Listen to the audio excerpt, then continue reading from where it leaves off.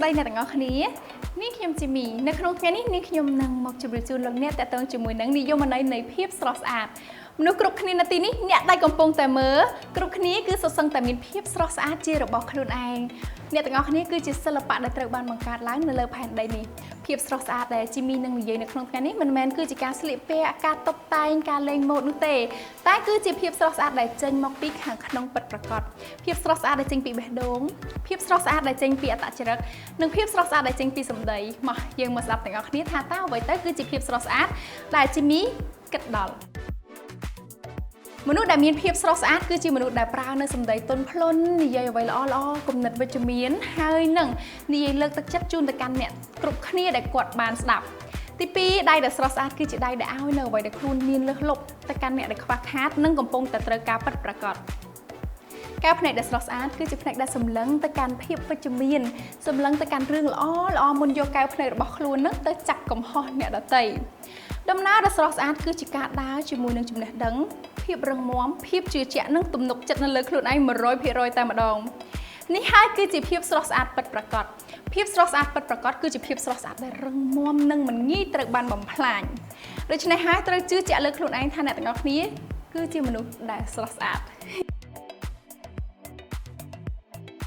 យើងចូលមកកាន់ប្រធានបទរបស់យើងវិញម្ដងមនុស្សជាច្រើនសួរថាហេតុអ្វីបានជាជីមីចាមានសក់ស្អាតត្រង់រលោងរលាស់ហើយអត់សូវជួយចិត្តធ្វើសក់ទៀតដោយសារតែនាងខ្ញុំជួយចិត្តបង្ហាញនៅសក់ដែលមានសុខភាពល្អហើយមានភាពជឿជាក់ថាសក់របស់នាងខ្ញុំពិតជារឹងមាំមានសុខភាពល្អស្រស់ស្អាតពីខាងក្នុងនិងមិនងាយត្រូវបានបំផ្លាញដោយសារតែជារៀងរាល់ថ្ងៃជីមីប្រើប្រាស់ជាមួយនឹង Pantene Cambodia មួយនេះចាដែលជួយឲ្យសក់របស់យើងទោះបីជាត្រូវក្តៅត្រូវម៉ាស៊ីនផ្លុំត្រូវម៉ាស៊ីនគៀបដូរពណ៌លេងពណ៌បាញ់ spray ប៉ុណ្ណាក៏ដោយក៏នៅតែជួយស្រោចស្រង់សភាពសក់ពីសក់ខូចមកកាន់សក់ដែលរលោងរលាស់និងមានសុខភាពល្អបែបនេះគេថាលឺ100ដងមិនស្មើនឹងបានឃើញម្ដងទេអញ្ចឹងថ្ងៃនេះមានតែលះបង់ challenge ឲ្យអ្នកទាំងអស់គ្នាមើលថាបើសិនជានាងខ្ញុំថ្ងៃនេះធ្វើអំពើប្រៃផ្សៃនៅលើសក់របស់នាងខ្ញុំដូចជាគៀបផងផ្លុំផងមូផងបាញ់ spray ផងតើសក់របស់នាងខ្ញុំនឹងស្រោចស្រង់មកកាន់សភាពដើមបានដែរឬទេបើសិនជានាងខ្ញុំប្រើជាមួយនឹង Pantene Damage Care តោះយើងទៅ challenge ជាមួយនឹងជីមីទាំងអស់គ្នាជាមួយនឹង Pantene Damage Care let's go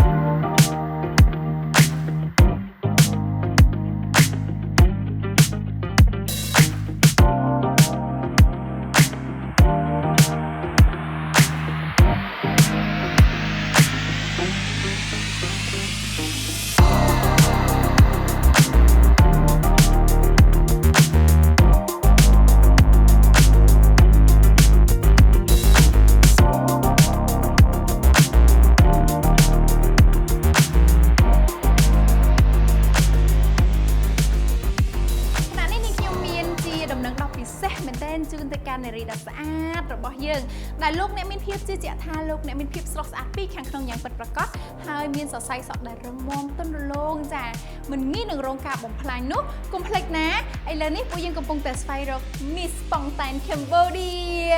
ចាតើនរណាទេណចាជាអ្នកដែលចាឈ្នះនៅតំណែង Miss Pantene Cambodia ដូច្នេះប្រសិនបើលោកអ្នកចាចង់ខ្លាចទៅជា Miss Pantene Cambodia ចូលរួមលេងជាមួយនឹងពួកយើងចាដោយថតជាមួយនឹងផលិតផល Pantene ទាំង3ប្រភេទមួយណាក៏បានមានដូចជា Pantene Damage Care Pantene Hair Fall Pantene Long and Strong ចារួចហើយធ្វើការ selfie រួចសរសេរ caption តាក់ទងជាមួយនឹង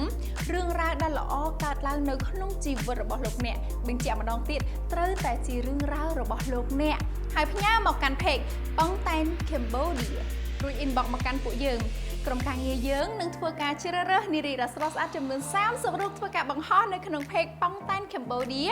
ហើយបើកទទួលការ vote នារីដែលស្រស់ស្អាតណាស់ដែលទទួលការវោតច្រើនជាងគេដូចជា like share និង comment ច្រើនជាងគេនឹងទទួលបានតំណែង Miss Pantene Cambodia ហើយនឹងទទួលបានរង្វាន់ដ៏ភ្ញាក់ផ្អើលមួយចាគឺជារង្វាន់ដ៏ surprise ប៉ុន្តែនេះខ្ញុំធានាថាគឺជារង្វាន់ដ៏អស្ចារ្យមែនទែនដឹងហើយគឺរំភើបតែម្ដងហើយសម្រាប់អ្នកវោតទៀតសោតនោះក៏អាចនឹងមានឱកាសឈ្នះរង្វាន់ iPhone 12 Pro មួយគ្រឿងថ្មីស្រឡាងផងដែរហើយយើងក៏ធ្វើការជ្រើសរើសអ្នកវោតចំនួន50អ្នកផ្សេងទៀតទទួលបានPanteneដោយឥតគិតថ្លៃវ៉ាវពិតជាអស្ចារ្យខ្លាំងមែនតើដូច្នេះកុំភ្លេចណាចូលរួមលេងជាមួយនឹងយើងទាំងអស់គ្នានេះខ្ញុំចង់ដឹងដល់ហើយណថាតើនរណាទៅគឺជា Miss Pantene Cambodia កុំភ្លេចណាពួកយើងរងចាំលោកអ្នករីករាយលេងជាមួយនឹង Pantene Cambodia